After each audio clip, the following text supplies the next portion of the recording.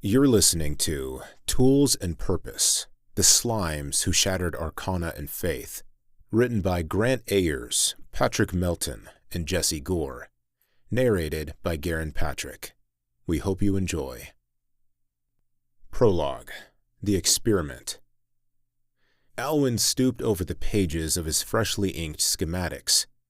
Lantern light flickered across the parchment, revealing arcane symbols, hastily scrawled magical formulae, and at the center of a particular page was an illustration that he stared at for some time. "Father?" a soft voice whispered gently, nonetheless startling the old man from his thoughts. "It's late. You should get some rest." A young man of about 23 stood in the doorway, wearing white robes and lab gear. Though they were many years apart, the resemblance between them was undeniable. A perpetually furrowed brow, thin lips obscured by a thick beard, with the only distinguishing feature being the younger man's red hair that glimmered in the light of the lantern's flame like embers. "I couldn't sleep now if sedated." Alwyn's eyes returned to the page. "I'm too close." "The slime will conform. All of our diagnostics have resulted in the same conclusion." "You know that isn't what I'm working on at the moment, Seamus," Alwyn sighed, rubbing the dark folds under his eyes. "If we can't enhance the subject's cognitive faculties, then our efforts will have all been for naught." "Not entirely," his son hesitated, knowing his words would be dishonest if he continued. "If I could only determine how to interface with its neural structure, then training it to have a wider range of responses would be a straightforward matter of inputting stimuli through the—" "Father, you need rest. You'll never reach a breakthrough being this sleep-deprived." "But look at this, son," Alwyn demanded, slamming his pointer finger down on the illustration he had been poring over. It depicted an ooze drawn in immaculate detail. The seemingly homogeneous creature is dissected into every constituent component, down to the smallest detail. "Yes, and?" Seamus said, confused. "I have seen these diagrams many times, Father. Is there supposed to be something I'm missing?" "I swear, sometimes you're as unobservant as your mother," Alwyn spat, obviously annoyed. "We mapped the organism's biology down to its cellular structure, and with all that, what did we uncover about its nervous system?" His son responded immediately, "That it is dispersed throughout its entire body, with no identifiable organ or structure to suggest a central framework." "Correct, and we have been attempting to interact with that neural network through magical inputs relayed along the armor's interior surface. But if the creature's mind is distributed through its entire body, and we're only interacting with its outer layer, then what?" "Then it is only receiving a fraction of the data we're feeding it through the armor." His son's tone was now one of understanding, and with it, excitement. "We need a means of linking with it on an internal level, perhaps a distilled solution of nanorunes. If we configure the sequence appropriately, then the resulting product could be injected into the creature directly. Father, don't you understand?" His voice had climbed steadily till it had reached shouts of rambling exhilaration. "Not only is this a breakthrough, but it shaves years off of the training process, potentially." Seamus caught himself, breathing hard, eyes bright. "I'm sorry," he said, laughing softly as he regained his composure. I know, I sound mad." Alwyn stared at him for a long moment. Then, slowly, he smiled. There was no warmth in it, only recognition. "You don't," he said. "You sound right." Seamus blinked. "Then you agree?" "I agree," Alwyn said, almost moving again, already gathering vials, already reaching for parchment. "But the runes must be precise. If the sequence collapses, then the neural lattice will be overloaded." "Yes, which is why the injector has to be guided manually." Seamus hesitated. "The automatic injector won't allow for that degree of control." Alwyn's hand stilled. They both turned, as if by instinct, toward the far corner of the chamber, toward the containment vat. Inside it rested the subject, a smooth gray mass, neither active nor inert, gray like cooling ash. Alwyn looked at his son then, really looked at him, at the set of his jaw, at the eagerness he had once carried himself decades ago. For a moment, something like doubt flickered across his face. Then it was gone. "Prepare the solution," Alwyn said. The injector hissed softly as Seamus depressed the plunger. Liquid light threaded through the glass tube, nano-runes suspended in alchemical medium, each sigil unfolding and refolding as it passed into the gray mass. At first, nothing happened. Then the ooze shuddered. Ripples spread through it, fast and uneven. The smooth surface began to fracture, dividing along invisible lines. The runes flared, too bright, too fast. "Father," Seamus said, tension creeping into his voice, "the uptake rate is spiking." "Hold steady," Alwyn snapped. "If you move before the agent takes effect, then—" The gray mass surged suddenly. It moved with no warning, no sound. One moment it lay contained, the next it rose, a sudden violent bloom of substance that swallowed the injector, the tubing, and Seamus's hands up to his wrists. It flowed up his arms like spilled mercury, cold and burning all at once. Where it touched skin, sigils burned themselves into flesh, then vanished as the slime reabsorbed them. Seamus began screaming in pain, panic finally breaking through his composure. He attempted to pull away from the acidic slime, but was unable to break free. "Father, help!" But Alwyn didn't move. In that instant, 1,000 calculations screamed through his mind. Power levels, containment thresholds, the chance that if he stabilized the sequence, if he waited, the differentiation would complete, that it would work. He'd just have to be willing to let his son die. "I'm sorry, son," he said as he stood unmoving. The gray mass convulsed before yanking its prey into itself. Its form shifted and jostled as Seamus thrashed and convulsed within, until finally, after what felt like forever, it stopped moving. Alwyn stood unmoving for several moments, only able to move forward shakily, dragging himself closer towards the subject. It looked dead, its usually rippling and amorphous surface now still. Alwyn peered through the glass of the holding vat, placing his hand on its cool exterior. He waited, watching the unmoving creature. Was he wrong? Was this yet another failure? Only this time with a cost not even success could pay back? But then it began to split. Not cleanly and not evenly. One portion tore free, shedding its gray membrane like dead skin as it took on a deep, luminous blue. It recoiled from Alwyn instinctively, gathering itself close, its movements hesitant, searching. The other section wrenched itself from the gray mass and wriggled free of its progenitor. This one was a bright green, and it searched around, nudging its surroundings with curiosity. Alwyn fell to his knees. He did not look at the blue slime. His gaze locked onto the green one, and something inside him hardened. "This," he whispered, voice breaking and sharpening all at once, "is what my son's life bought?" Chapter 1. The Toxin to the Antidote. Glug. The sound came from within the glass vial just as its maker's knuckles rapped sharply against it. Alwyn's grin was a thin, wrinkled thing, more irritation than humor, as he held the container up to the lantern light. Sickly green fluid sloshed within, thick as spoiled porridge, catching the glow in oily spirals. His chambers were a shrine to obsession. Crooked shelves bowed beneath the weight of bottles, amber, cobalt, clouded crystal, each holding liquids that breathed, fumed, or twitched when no one was looking. The stone floor was carpeted in parchment, schematics of half-finished golems, crossed-out sigils, and ambitious designs too large for sanity.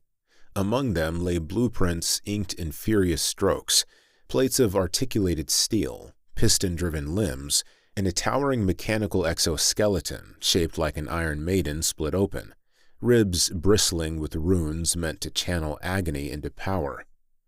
"They're coming," the old man muttered, pacing barefoot through the clutter, "and all I have are 2 creatures." He scoffed, kicking aside a parchment depicting a traditional stone golem. "Not like those clumsy idols the church forgers pray into motion out in the forest." Another sheet showed a stitched abomination, veins crudely labeled. "And not like the flesh horrors those cult lunatics worship." He raised the green vial higher, arm trembling, not with age, but rage. "I needed something flexible, adaptive. And you?" His lip curled. "You're thicker than my breakfast." The vial tilted, gravity prepared to finish the experiment. "Glug, father." The cork popped free of its own. A ribbon of emerald slime slithered out, lifting itself like a serpent tasting the air. Alwyn froze, the red in his face drained, replaced by a startled pink as the creature looked at him, not with eyes, but with intent. "Oh," he breathed, then louder, sharp with relief, "So you can move." The slime quivered, half emerged, listening. "But don't insult me with the cliché," he snapped. "Father, disgusting. You'll be useful whether you like it or not, even if it's just scouring rust off my tools." The green thing recoiled at his tone, retreating back into the vial with a wet, wounded sound. The glass trembled in his hand. "At least you're not alone," the old man said, turning. Behind him, another vial lay empty on its side. The blue one had already escaped. It flowed across a polished metal pan, spilling thick cubes of itself that folded and merged with playful curiosity. It shaped itself into crude tools, a wrench with too many teeth, a scalpel that wobbled, then melted again, reforming as a low, exaggerated imitation of the old man's nose. He barked a laugh before he could stop himself. Blob, blob, blob.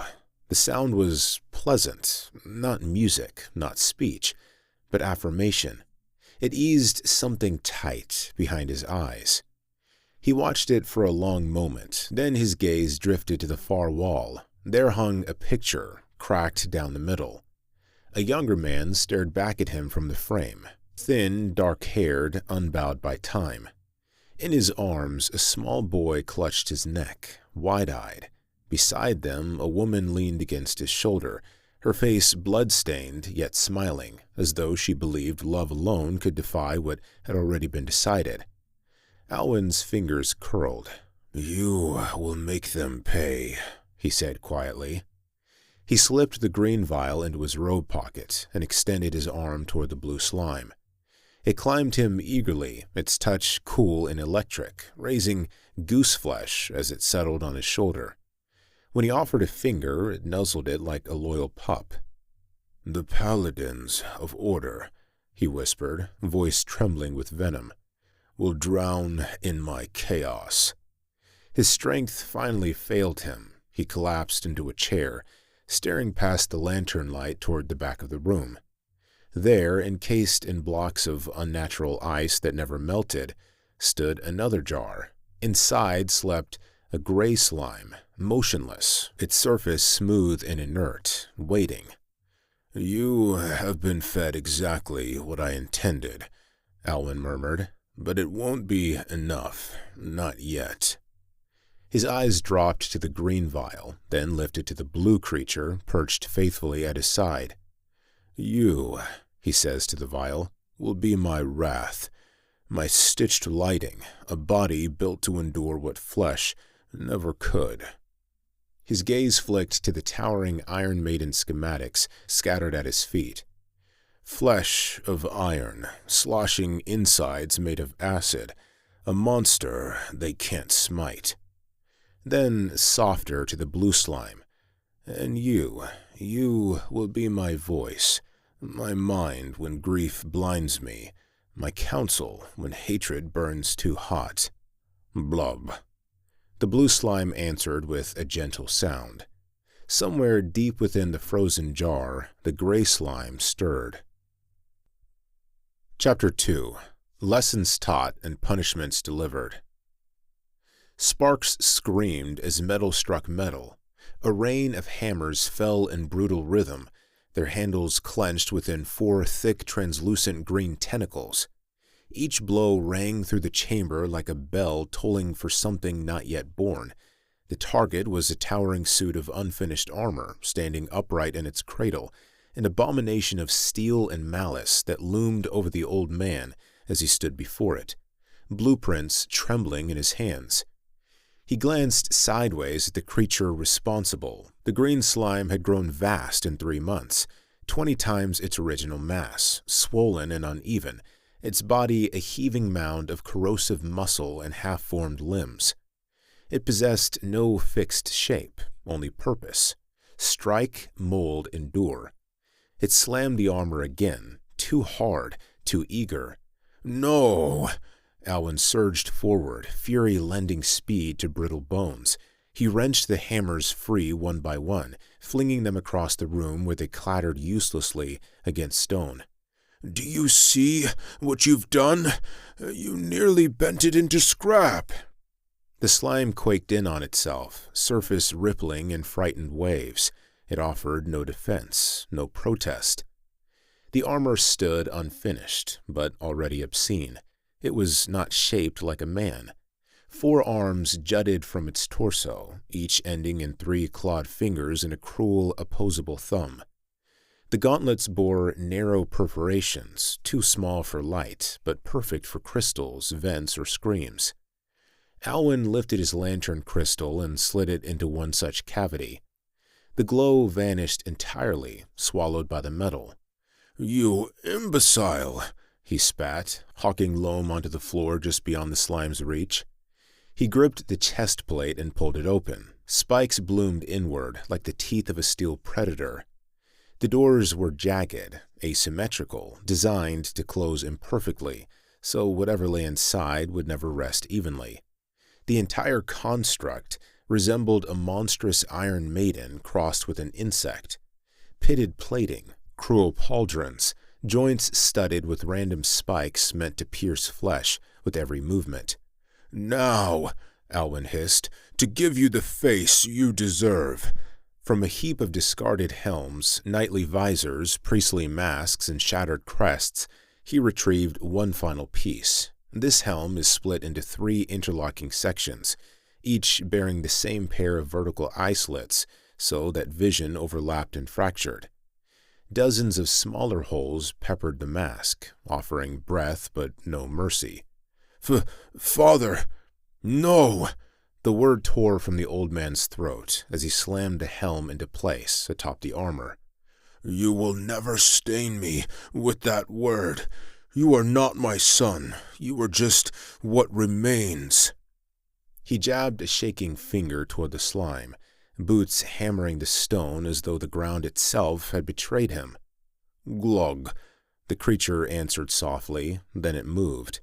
The green mass surged up the armor's hoof-shaped boots, flowing like living tar between plates of steel. It poured into the open chest cavity, filling every spike-lined inch. The doors slammed shut under their own pressure. The construct shuddered. Then it stood. Metal screamed as joints locked into place. Green light bled from every seam, every hole, every cruel imperfection in the armor. The iron monster leaned forward and growled, a deep, resonant sound that vibrated the bones of the room. Alwyn did not flinch. He met its gaze with naked hatred. Inside the prison of steel, the slime recoiled, pulling away from him, turning its back like a chastened animal. "Why can't you be like Astegon?" the old man sneered. "That slime doesn't need armor to stand. It understands." Clawed hands rose to the helm. The creature scraped uselessly at the metal, realizing the truth of it. Resistance was meaningless. "Grex," the voice came at last, deeper now, distorted by steel and echo. My name is Grex." The armor swelled as the slime inside expanded, glowing brighter, angrier. "A name you did not give me." From the wall, Grex tore free a heavy cloak of black feathers and draped it across his back. It hung like a funeral banner. "You do not get a name," Alwyn snarled, gripping a hammer so tightly his knuckles whitened. "But I don't have time to correct you." He exhaled sharply, dropping the hammer. Both hands raked through the thin remnants of his hair. "We have a meeting tomorrow," he muttered, "and you're not ready." He stepped closer and struck the iron chest with his palm. "But I need protection, and you," another shove, harder, "will finally earn your existence." Alwyn turned and stormed from the chamber. Grex remained standing alone amid the wreckage. Broken prototypes, failed helms, abandoned dreams. Green light pulsed softly beneath black feathers as the Iron Maiden breathed for the first time. Chapter 3. Crushing Waves and Chilling Glaciers. Zap! "Ouch!" Alwyn hissed, yanking his hand back and stuffing his singed pointer finger into his mouth. The smell of scorched skin mingled with oil and ozone as he glared down at the culprit, a metal sphere no larger than a grapefruit, its surface etched with concentric rings of violet arcane runes. They pulsed faintly, as if amused. Across the floor, the blue slime attempted to imitate him. It stood upright in a wavering parody of Alwyn's posture, though the likeness was generous at best. Its back was too short and constantly rippling. One arm hung heavier than the other, stretching and shrinking as if undecided. Two left feet pressed into the stone floor, while anything resembling clothing had been entirely abandoned in favor of a trembling mass of cobalt gel. "Please," Alwyn muttered without looking, already flipping through a stack of schematics. "Not now, Astegon. Go idle or something while I figure this damned thing out." He shooed the slime away with an impatient flick of his wrist. Astegon jiggled in response, then obediently bounced backward. It had grown since its earliest days, not by accident, but by decision.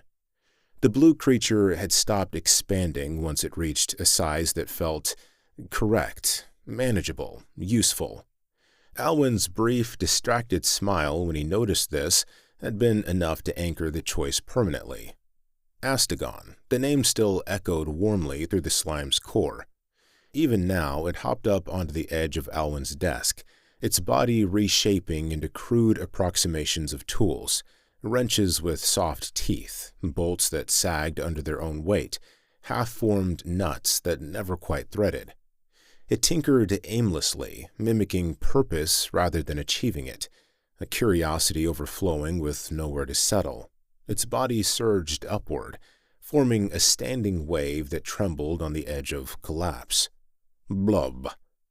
The sound slipped out before Astegon realized it had made it. Alwyn glanced back and forth between the schematics and the metal orb, jaw tight, mind elsewhere. Crash! A violent clatter echoed from deeper within the brick house. Metal rang against stone. Something heavy toppled. Alwyn's face twisted with instant fury. "Grr! A damn green blob," he growled, already reaching for a nearby lamp. "Knocking over everything I own." He stormed out of the room, boots striking hard and fast, leaving the door swinging slightly on its hinges. Astegon was alone. Its attention drifted. The metal sphere sat quietly on the desk, runes dim but waiting. Astegon oozed closer, its surface smoothing as it climbed onto the tabletop. As it leaned near, the runes brightened, reacting, not defensively, but welcomingly. Threads of loose arcane energy spilled from the orb, brushing against the slime's surface. Astegon felt it. The weave touched its body like cold water around a sinking stone. The sensation drove inward, deeper than shape or sound, striking something fundamental at its core. A hunger bloomed, not for mass or imitation, but for understanding. "Master's work," Astegon murmured, the words forming imperfectly within its gel. "I will figure it out." It rolled forward and absorbed the orb. The reaction was immediate. A violent whoosh filled the room as the runes flared to blinding violet. The sphere spun wildly inside Astegon's body, arcane symbols tearing through layers of slime like blades through water. The creature shuddered, its form destabilizing, edges splintering as if it might rip itself apart. Boom! A surge of raw magic exploded outward. Astegon's body locked solid in an instant, freezing mid-motion. The blue slime struck the floor with a sharp clack, crystalline and rigid, like ice flash-frozen in the shape of thought. The runes winked out as the orb deactivated, its power spent. Silence fell over the room. "See!" Alwyn's shout died in his throat. He stopped short as his eyes fell to the floor, where the blue slime lay frozen at his feet, locked mid-motion in a jagged crystalline stillness. Violet residue clung faintly to its surface, already fading. "Astegon!" His voice softened despite himself. "Astegon, I told you to idle. Misbehaving now because the other one does?" He shook his head and knelt, lifting the rigid form carefully into his arms. There was no anger in his touch, only fascination. "So, it does work," he murmured, turning the frozen shape slightly to catch the light. "And you reached into the weave on your own." A breath escaped him, something close to pride. "Good job." He set Astegon gently on the workbench and retrieved a chisel and hammer, his movements precise, reverent. "Now," Alwyn continued, more to himself than to the creature, "we just need to harmonize your cellular structure with the orb's magical output. Once that's done, you should be able to maintain a concise form." He inhaled deeply and struck. Carefully, deliberately, he chipped the hardened slime away from the embedded orb. With each measured tap, the crystalline shell softened, melting back into a fluid, water-like state as the sphere was freed. The blue mass sagged, then flowed, reforming itself around the bench. Blub. The sound was gentle, reassuring. Alwyn's lips twitched upward, despite himself. "Thank you, sir." The words were clear, not deep, not light, but familiar. Alwyn froze. The hammer slipped from his fingers and clattered softly against the table. His breath caught as the meaning of the voice sank in, and for a moment his lips trembled as though he might speak or break. "No," he whispered hoarsely, then firmer. "No, thank you." His shoulders sagged. "We have an important day coming, and you'll be finished, truly." Tears spilled freely down his face. Before they could strike the stone floor, a soft blue hand extended from Astegon's body and caught them mid-fall, cradling them as though they were something precious. "It's late," Astegon said gently. "You should get some rest." As it spoke, the slime rose and reshaped itself into a younger likeness of Alwyn, the version preserved only in shattered photographs scattered throughout the house. The resemblance was imperfect, but the voice, the tone, was exact. Alwyn broke. A sob tore from his chest as he slammed both fists down onto the work table, rattling tools and making the orb jump in place. "I'm sorry." The words scraped themselves free, raw and uneven. "I'm so sorry." He turned away, eyes clenched shut, dragging in a shuddered breath. "Go. Check on the other." His jaw tightened. "Tool." Astegon hesitated, just for a moment. Then, without comment, it flowed toward the doorway, leaving the old man alone with his grief. Behind it, Alwyn remained hunched over the bench, trembling.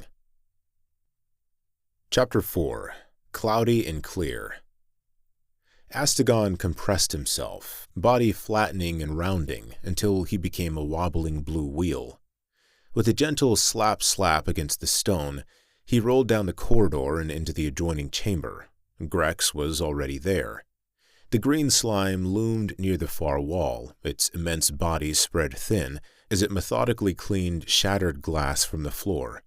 Shards vanished into his biomass with faint, unhappy hisses as they dissolved. He moved carefully, deliberately, so as not to knock over anything else. Astegon slowed and splashed into a puddle, then rose again, reshaping into an imperfect imitation of Alwyn. The likeness wavered, features too soft, posture slightly wrong, but the intent was clear. At the sound, Grex's mass drew upward like a serpent. He coiled protectively, then turned toward his brother. Blub, glub. The sounds carried meaning only they understood. Greeting, recognition, a quiet exchange of shared origin. Grex's tone held shame, being made to clean, to crouch low to the floor, while Astegon's reply carried warmth. He crossed his arms and legs awkwardly, leaning against a counter that bowed slightly under his weight, peering down not with judgment, but concern. "Why do you always make messes?" Astegon asked gently. He knelt and attempted to pick up a shard of glass. It slipped through his fingers and vanished into his body instead, crushed and rendered harmless beneath slow rotating currents of liquid. "I didn't mean to," Grex replied, his body sinking closer to the ground. "But why do you show yourself in such an ugly form?" Astegon tilted his head, considering. "Ugly?" A wobbly smile formed across his face. "Because it serves a purpose. We are tools, after all. We serve a purpose." "Glug," Grex scoffed, rolling his mass toward the corner with great care. "Tools don't breathe," he rumbled. "They don't think." As if to prove the point, his body expanded like a bellows, then exhaled a powerful gust of wind that rattled loose parchment across the room. "You didn't need to do that," Astegon said, flowing back into a simple blob. "Why do you think he's upset with you?" "Needed to show you that you're wrong." Grex's and Astegon's surface rippled, something like a laugh escaping them. "I don't know why he's upset. I don't even know what upset is." A pause. "But I think I feel it too." Astegon was quiet for a moment. "Emotions are difficult," he said at last. "Even in all the books our master owns, it seems that beings like him don't fully understand them either." His gaze drifted across the room, past scattered tools, past cracked stone, to the unfinished iron suit looming in the shadows. Spikes jutted from it like frozen violence. Astegon did not recoil. Instead, for the briefest fraction of a second, his form stabilized, lines sharpened, the wobble vanished. Then it was gone. Grex did not notice. "He says we have a meeting in a few days," Astegon continued. "That's probably why he's rushing to finish us. Are you scared?" "Yes," Grex's answer came immediately. His mass quivered, not with fear, but with restrained fury. "Because we both know why he'd bring us. It won't be good." He shifted, claws half-forming and then retreating. "You've seen his pages, read his books about the Order. He's not going there to sit and chat." A low growl echoed through his body. Astegon rippled in disapproval. "All that is known," he said calmly, "is that nothing is known for certain. Our master will use us as he sees fit." He paused, then added almost casually, "And from what I've seen when I've been outside—" "You've been outside?" Grex surged upright, disbelief and something like envy surging through his glow. "Yes," Astegon replied, shaping a smug smile. "It's going to be one hell of a walk." He turned toward the doorway. "But I can't wait to see your reaction to your first leaf. It reminded me a little of you, actually, when I first saw it." With that, Astegon flowed away, leaving his brother alone once more. Grex pressed himself deeper into the corner, light pulsing softly, caught between wonder, jealousy, and a fury he did not yet know how to name. "Yes!" Alwyn and Astegon shouted as one, fists thrust skyward. The laboratory rang with the sound, sharp and triumphant, as the blue slime's once wavering form settled at last. What stood before the mirror was no longer an experiment straining against itself, but something decided. Astegon's body flowed and held shape simultaneously, solid where it mattered, liquid where it breathed.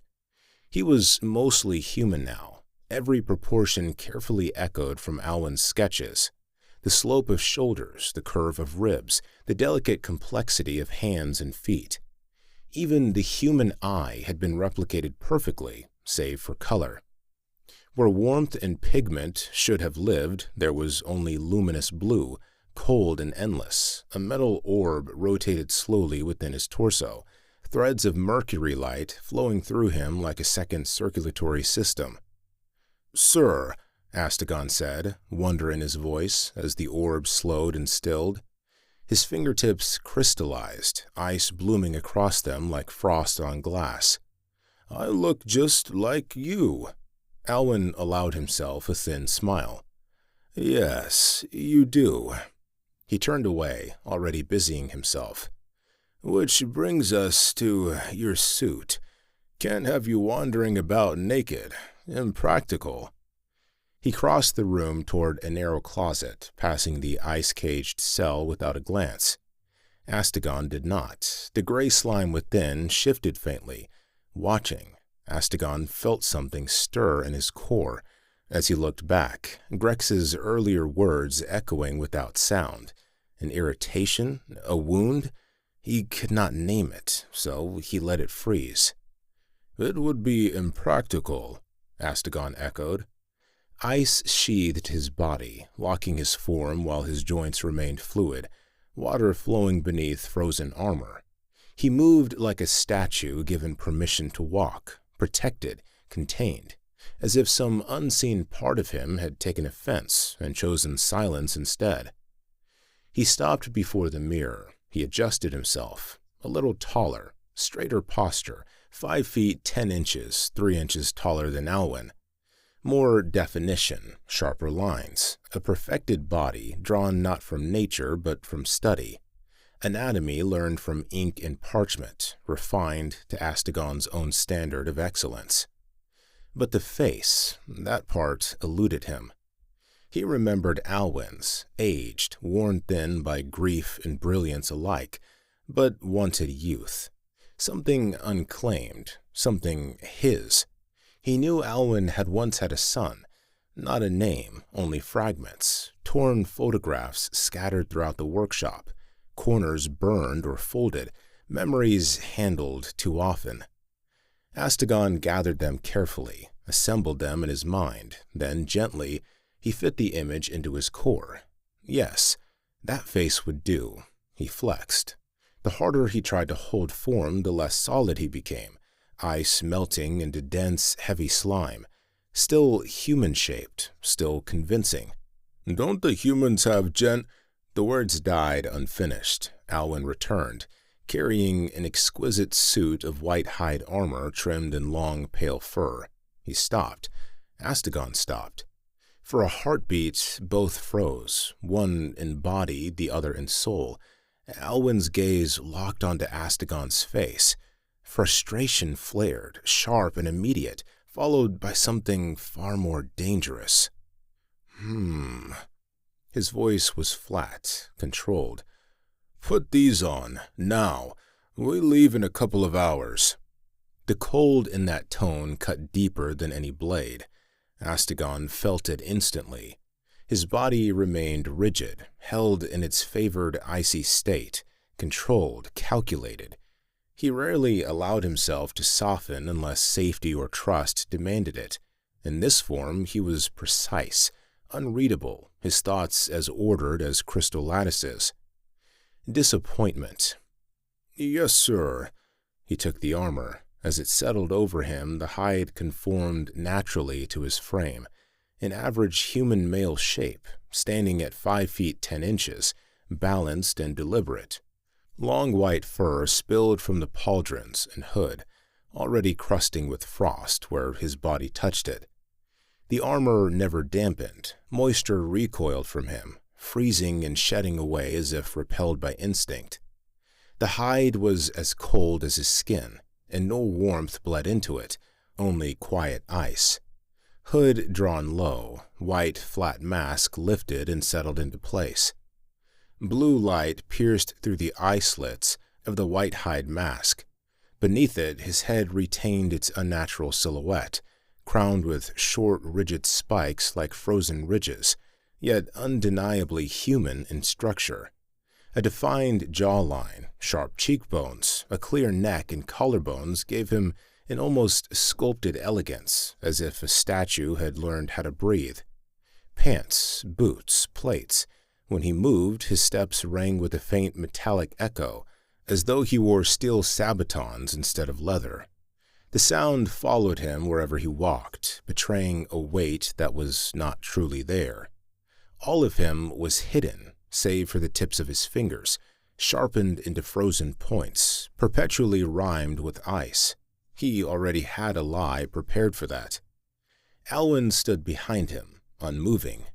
Tears traced silent paths down his face, catching the lantern light before vanishing into his beard. Thud. Another, heavier. The workshop trembled as something massive entered the adjoining room. Grex. Metal groaned, plates shifted. The gray behemoth filled the doorway, monstrous and magnificent. The brothers stared. Grex's expression twisted, not with rage, but jealousy, sharp and bitter, disgust, quiet and contained.